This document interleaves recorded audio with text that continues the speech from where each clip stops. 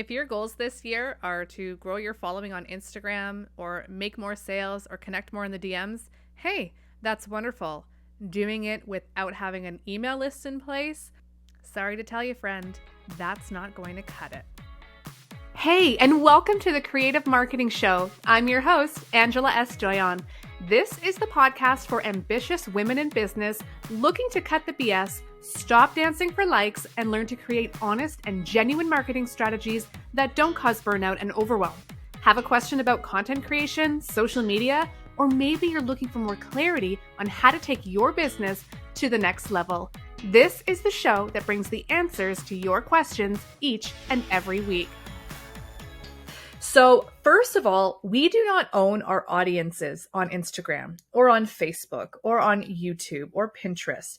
Social media is a tool that we can use to market, promote our businesses, build community, stay in touch with our clients, customers, and to reach new audiences. However, we don't own them. So what does that mean? That means if there's any type of shutdown or glitch, or if your account has been compromised on social media, you can be left in a really bad predicament because now you no longer have access.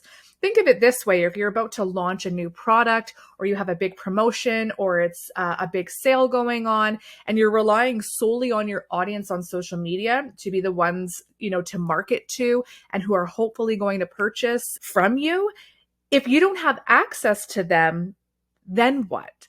And so that's the real case of this kind of security or insurance wise is what email marketing is. It's a way to nurture an audience and make sure that you have a constant connection to them at any point, because your email list would be something that you own and the subscribers would have opted in. So it is really, really important because we don't want to be putting all of our eggs in one basket, and that basket being social media, because we don't have full control over it. Email marketing offers a way for us to stay connected to our clients and our customers in a more personalized way. How we show up on social media is one thing, but that's also a really nice way to build that community and that connection to your subscribers, because maybe you can be a little bit more candid and give them more of a sneak peek about really who you are and your business if you don't want to share that kind of publicly. And there's just a nice accessibility, and I do like to use that word community. So subscribers to your list, when we're talking kind of like business sense, they're actually more likely to purchase your products or your services or really consume the content that you share because they've chosen to do so. They've opted in. They've given you access to them by providing their email. I'll use one quick example, and this is a personal example. I am on a list for a bath and body company, and I've purchased from them before. I use their products, and out of the blue, sometimes like they send nice nurturing emails, and then I'll get an email that there's a sale or like a stock up, or there's some type of incentive in the email. And maybe I don't need to purchase that time, but then they're kind of top of mind. But a specific example, one time I didn't even realize that maybe I was running low on some of my bath scrub and the whipped body butter that I love. And I got an email and they were doing like a 10% off when you place an order over that weekend. And I thought, oh, right, actually, I should go check. Sure enough, I needed to place a reorder. If I hadn't have opened that email, if I wasn't subscribed to that list, I probably wouldn't have done it maybe in that time. Maybe I would have forgotten about it. Maybe I would have found another product that I like instead and swapped it out. But by getting that email and seeing it, it was a reminder for me as a consumer, oh, right, you know what? I might as well take advantage. I'm going to go ahead. And so that's the power of email marketing. As I've mentioned before, if your account ever gets compromised, or any social media platform for that matter, you'll still have that direct line of communication to your subscribers, so you can have those opportunities. Another example, actually with the same business, their account got hacked and they lost access for more than 5 weeks. So of course, they were able to still tap into that email subscriber list, let them know what was going on. Hey, we're not on social right now because this happened. So they could still communicate that way, but also still offer, incentives, or let them know we're still taking orders if you you want to share this with your friends or help us get back online, they had a nice community behind them that was able to help them. And in the meantime, they actually started a second social media account just to try to keep up. They weren't sure if they were going to get their account back. So they let their subscribers know, could you follow this account right now until we get our other account back? And they were able to grow quite a following just from their email subscribers alone. So again, it's a really important way to have a backup. Some of the other benefits, because yes, there's more. Opportunity to launch new products first. Examples of this could be if you're coming up with a new product or a new feature or a new event. This could be something that you could, bring to your email marketing community first. Maybe you want to get their opinion on it, or they get the first access. Maybe there's a little bit of a discount provided, and maybe you can, do a pre-order and pre-sell items before you order all your inventory, kind of gauge, okay, a lot of them are really interested, and then you can order in bulk or reserve that many tickets, etc. Other opportunities is offering, again, the pre-sales or flash sales or discounts. So again, that example from the Bath and Body Company having a discount over the weekend, I thought, you know what, I'm kind of running low, but I might as well take advantage. So that's another great opportunity. Flash sales particularly are great because there's like a sense of urgency. So it's nice to tap into that audience. It's an opportunity to poll and do market research. So when we have a nice, strong relationship and community with our email subscribers, they're more likely to maybe offer their own advice or opinion or give feedback. So that's a really great tool to reach out. Hey, everyone, so I'm thinking about adding this to my services.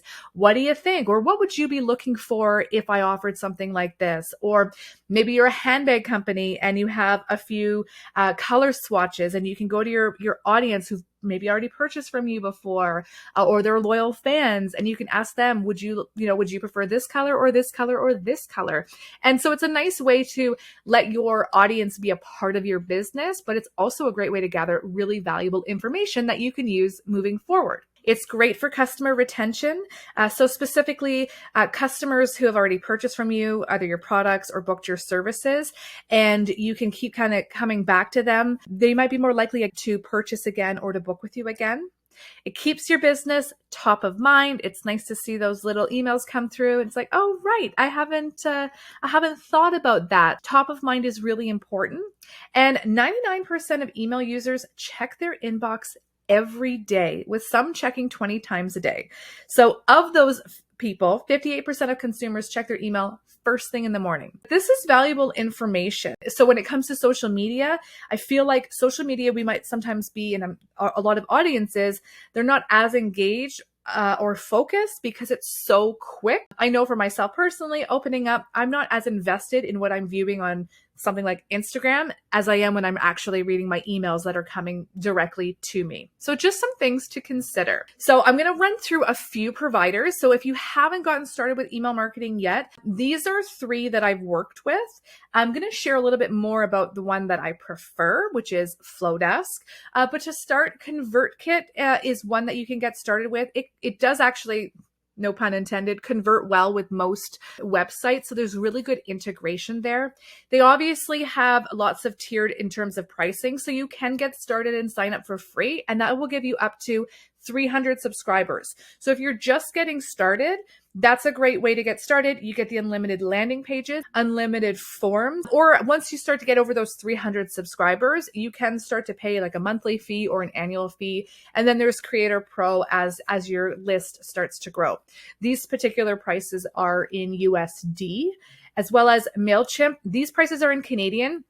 MailChimp is very user-friendly. I have used it in the past. So it's a nice way, again, to start in terms of the $0 a month. So you can get a free account, and that gives you up to 2,500 email sends and a maximum contacts of 500. So if you're really keen and you think, yeah, I could probably get to that 500 as opposed to ConvertKit, which is 300, MailChimp might be the one you'd like to go with. It's really easy to kind of like drag and drop in. And then, of course, they have all these other plans as your list starts to grow. Flowdesk is my favorite. It just offers a lot more capabilities and integrations, and it's very graphically forward. So I love, kind of visual. You can still create emails that are very standard in terms of just text, but to add in, drop in, it's super user friendly.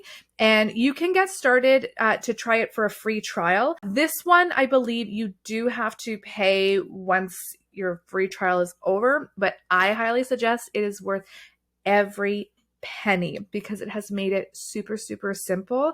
And sometimes when we invest by actually, sending that check, who sends checks? I don't know why I said send a check, but when you put it on your credit card and you know that money is coming out, that might be that incentive to like, okay, I've paid for this. I am going to commit to this. I am going to build my list. I'm going to get those emails out. But if you're not sure, if Flowdesk is the one for you, MailChimp, ConvertKit, there's lots of others.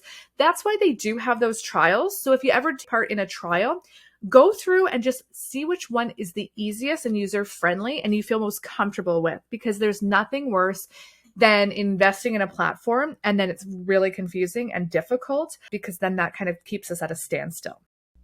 But one of the biggest takeaways I can provide you to wrap up today's episode is to just get started. If you have any more questions about where to start, how to start, and what you should be talking about, well, first of all, tune in to next week's episode because I'm going to dive into how to get started. But if you need more support, you're welcome to submit a question to the show at creativemarketingshow.com. I'm going to try and go through all of the questions provided and get to them at some point on an upcoming episode. Or if you want more intensive support, that's what my Creative Marketing membership is for, and you can check out all the details in the show notes. Thank you again for being here. Just get started. If there's one goal that you should have going into this year, it's to work on and build that list.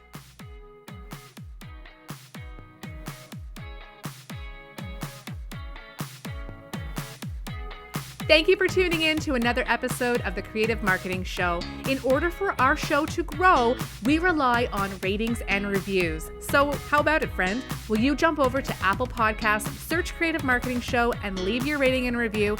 Who knows, I might just read it on an upcoming episode. Thank you so much for supporting the show, and I look forward to having you here next time.